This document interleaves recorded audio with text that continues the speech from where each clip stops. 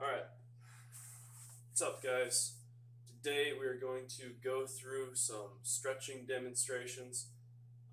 Now mind you, I'm not the best person to do this. I'm not the most flexible, but I'm working on it just like we all are. So I'm going to go through a list of stretches I have in mind. These are things that I might program for clients depending on their weaknesses and their strengths even, and just to balance everything out. Everybody should be doing some kind of stretching or mobility work. It should just be tapered to you. So I'm going to go through what I would do in a full routine, like a full body routine. I'll explain as I go along too, and there will be timestamps in the description or in a comment for the entire video, because I'm going to do this all as one big video. So let's get going. The first one I want to do is called the dragon. Now there's different names for these. I'm sure you've heard different names, you've seen different versions of it, but I'm going to show you what I've learned. Now the dragon is supposed to be a stretch for the hip flexor. That's the muscle that allows you essentially to lift your leg up from the hip, like that, right? So it's right up here. What we need to do in order to reach that muscle, we put one leg forward. I'll show you on this side. One leg forward like this so that we can lean in this lunge position, and then we want to get this back leg as far back as possible without overstretching. So that's another concept too. When we're doing the stretches that I'm demonstrating here, you want to remain passive about it. I don't want you to overstretch, to force anything. Once you find the right position like I have now, I can feel it here, I'm just going to sit here. Could be 1 minute, could be 2, could be 5, just depending on your tolerance, your experience with stretching, and just what you need. So it's highly individual, but realize that this is a passive thing. I'm not pushing or squeezing glutes, anything like that, to get a better, bigger stretch. I'm just kind of sitting here and letting my body do the work. So again, on the other side, bringing the right leg forward. Right, I'm getting myself into that position, getting the long leg, left leg long behind me, excuse me. And I'm staying tall with my spine here. There are other versions, and I'll show you in a second, where we get lower, but this one we want to stay tall and just kind of press down, let yourself sit down into it. Okay, so that's the dragon, and that's a stretch for the hip flexors, right up here underneath the front of the hips. Now the next one, we're going to do more lower body. This one is called the full saddle. Now the way I do it, because I'm not quite as flexible as I'd like to be, it's not quite a full saddle, but you'll get the idea as I go along. With this, we're stretching the quads mainly, and also a little bit of the hip flexors again. So quads, knees, you'll also feel this in the ankles, the front of the ankles sometimes, depending on your own flexibility levels. Now, the saddle position is where you have your knees bent back like this, so you're sitting on your feet. There are different saddle positions that I'll go through today, but this is the original one made.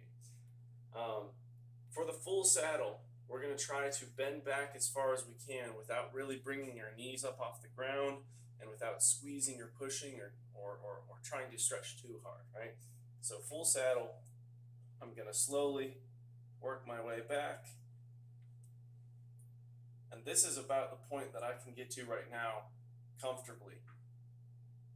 I feel this a lot on my ankles, but also I feel it in the quads, feel it a little bit in the spine, in a good way, right? Getting that bend back, that healthy bend. So again, this is one that you might hold for 1 minute or might hold for 5. Kind of depends on your level of experience. So we're just bending back from the knees. When we're done, make sure you kind of gently walk your hands back. Take your time to get out of this one because it can be really stressful on the ankles and the knees sometimes. Okay. Sorry, give me a second. Okay.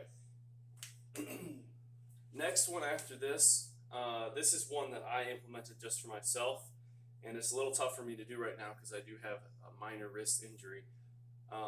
But this is a leaning wrist bend, so what I would call it. Basically, you're using your body weight to stretch out the forearms and the wrists. Now, this is kind of underrated because I think people ignore the small joints way too often for their own good. You know, you can do your big saddle stretches and your toe touches and whatever it is, your child's pose, right, for the upper body. But if you overlook the wrists, even the fingers, right, the toes, the ankles, small things like that, those can give you problems more often than you think. So with the leaning wrist bend, I'm trying to get my wrists in this kind of upside down, backwards position here, right? So if you have to, like me, I have to ease into this. So I start actually by getting them back by my knees maybe, right? And then slowly you can kind of work yourself backwards. You can kind of press the palms, the base of the palms down into the mat, the ground, and just let your body do the stretch. Again, this is still passive. And keep in mind, these are smaller muscle groups that we're stretching now, so you do not want to push it too much. You're just sitting here, you're just letting yourself stretch out passively. Okay? So that's the wrist bend. Every one of these poses that we're doing, we want to get into slowly, and we want to come out of slowly. There's no fast movement in this whatsoever. It's very yoga-like. We're trying to get a flow going. We're not forcing anything, okay? Next one is another version of the first stretch that I did. So it's another version of the dragon. Now, you saw the first one where we were getting our our left leg long behind us, right? Stretching the hip flexor and standing tall. Now, we're actually going to sit forward, lean forward over our front leg. So in that case, we're actually going to be stretching the ankle out more too, and the Achilles, the calf, all the way up on the back side of the lower leg. So it's still a hip flexor stretch. You'll still feel it, but the idea is that you're taking your body weight, your upper body, and kind of leaning it, letting it sit forward on the top of the thigh here. If you do that, you should be able to feel pretty big stretch in the back of the ankle and the calf here. Okay, so I'm going to show you on the other side real quick. Slowly leaning. Yeah, I feel that one. Just let your body weight do the work for you. Shouldn't have to really force anything. And if your heel comes up a little bit on the front leg, it's probably okay as long as you still feel the stretch here. You just don't want to be all the way up on your toe. Okay? So, let's see, next one, and then I'll take a little break. Next one is the pigeon. Now, this is a pretty common pose. Maybe something you've done before, whether it's formally or informally, something you've seen at least. This one is going to stretch what's called the IT band, the iliotibial band. It's a muscle that connects the glute into the quad, basically, into the rest of the thigh. So very important muscle for rotating the hips, for doing things like squats with proper form, right, with your knees out and your hips out. Lots of other things it's involved in overall general health, right, especially for people like runners or cyclists, lifters, pretty much anybody. So what we're going to do here is we're going to get our front leg at about 90 degrees in front of us at the knee, okay? So you want the femur pointing directly out in front of you, and then you want the tibia pointing out that way, all right? Doesn't really matter where your foot is for this, but sometimes I like to lean forward and grab my foot as I do it. So from here, you got your front leg at 90 degrees, you got your back leg kind of splayed out behind you, depending on your comfort level with the knees and the hips. If you want to, you can kind of push that back leg further behind you and feel a hip stretch too. But for now, we're just going to keep it simple.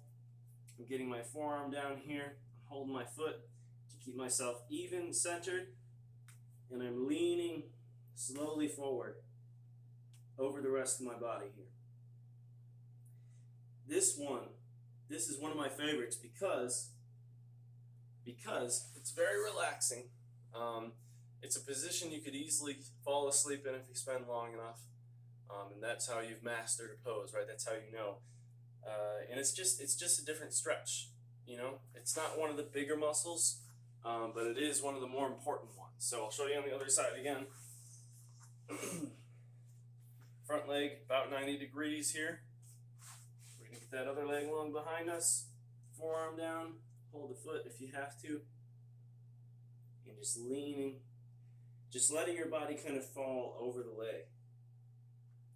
So over the course of 2, 3, 5 minutes, you might even be able to, touch your face to the floor or something. That's fine.